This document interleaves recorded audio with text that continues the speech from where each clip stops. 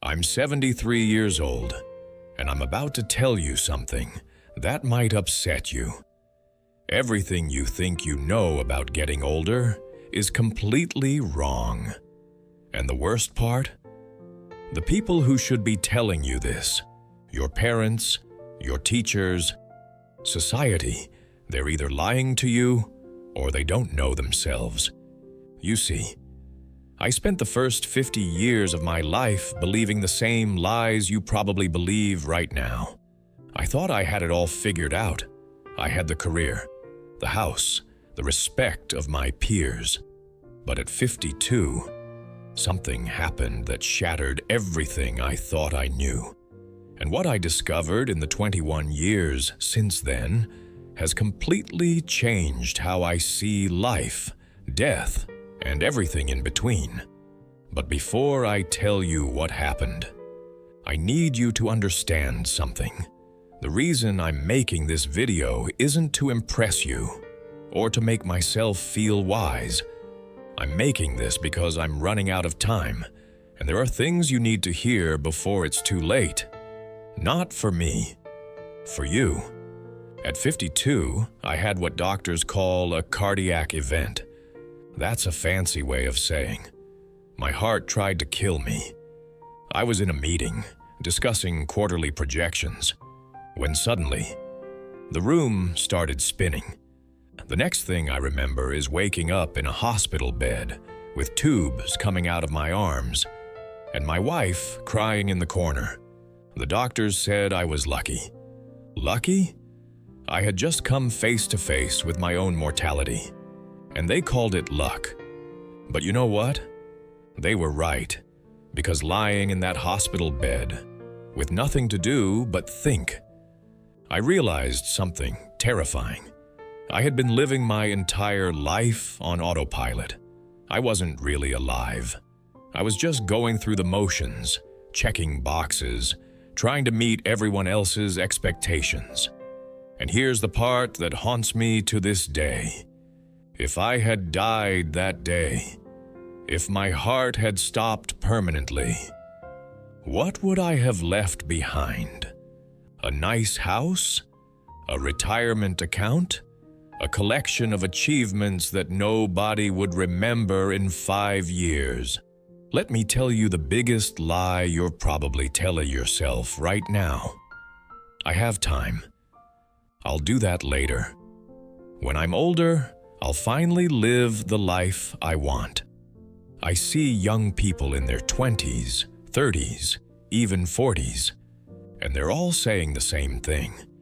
When I make more money, then I'll be happy.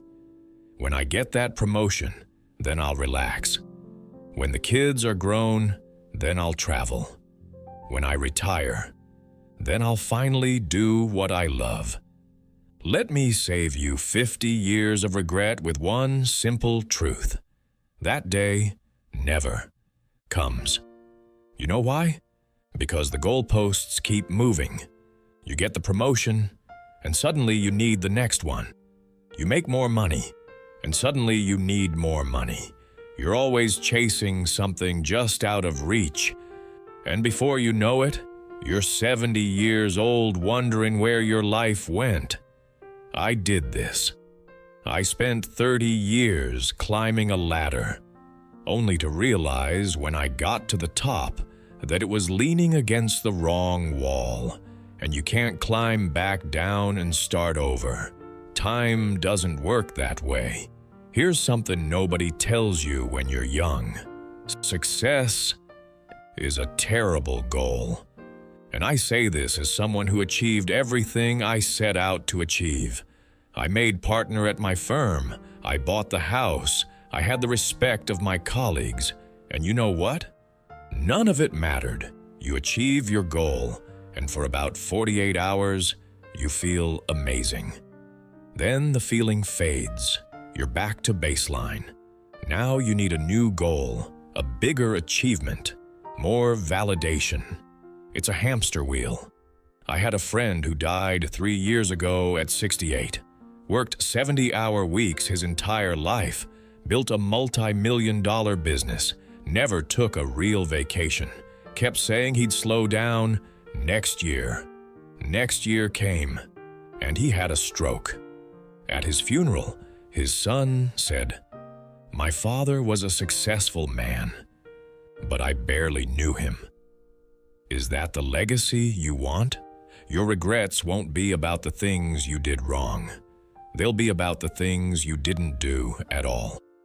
I don't lie awake at night thinking about failed business deals. Those don't matter. You know what keeps me up? The trip to Japan I never took because I was too busy. The relationship with my brother that I let deteriorate. The book I always wanted to write but never started. The time I didn't spend with my kids because I was working late. The people you love, your parents, your siblings, your close friends, you think you have unlimited time with them. You don't. And one day, that time will run out. My father died when I was 45. We had a complicated relationship, and I was always too busy to really work on it. I kept thinking we'd have time to talk when I was less busy. We never got that chance. Heart attack, gone within hours. And you know my biggest regret? All the Sundays I didn't call him. All the times I was too tired to drive over for dinner. All the little moments I let slip away. There won't always be more. After my heart attack, I made big changes, stepped back from work, started saying no to things that didn't matter, started saying yes to things I had put off for decades. In these last 21 years, I've learned more about life than I did in the previous 52. What matters is embarrassingly simple. Time with people you love. Work that feels meaningful to you. Experiencing things, not owning things. Creating memories. Being present. Here's a question I want you to ask yourself, and I want you to answer it honestly. If you died tomorrow, would you be satisfied with the life you've lived so far? Not, would people be impressed by your eulogy? Just, would you be satisfied? If the answer is no, then what are you waiting for? I'm 73. If I'm lucky, maybe 10 or 15 more years. Maybe 20 if blessed. Probably less. And I'm okay with that, because these last 21 years have been the richest of my life. Not because I made more money, but because I finally started living intentionally. That's the irony. When you understand time is limited, you start to actually live. You stop wasting it. You stop postponing joy. You have a choice. Right now, today. Keep living the way you're living, chasing success, putting off happiness. Or wake up. Realize time is running out faster than you think. I can't make this choice for you, but I can tell you, you don't want to be 73. Looking back, wishing you made different choices. Don't waste 52 years figuring this out. Learn from my mistakes. Live intentionally. Prioritize what matters. Stop waiting for someday. Someday is today. It always has been. If this resonates, share this video. Leave a comment. The clock is ticking. What are you going to do with your time?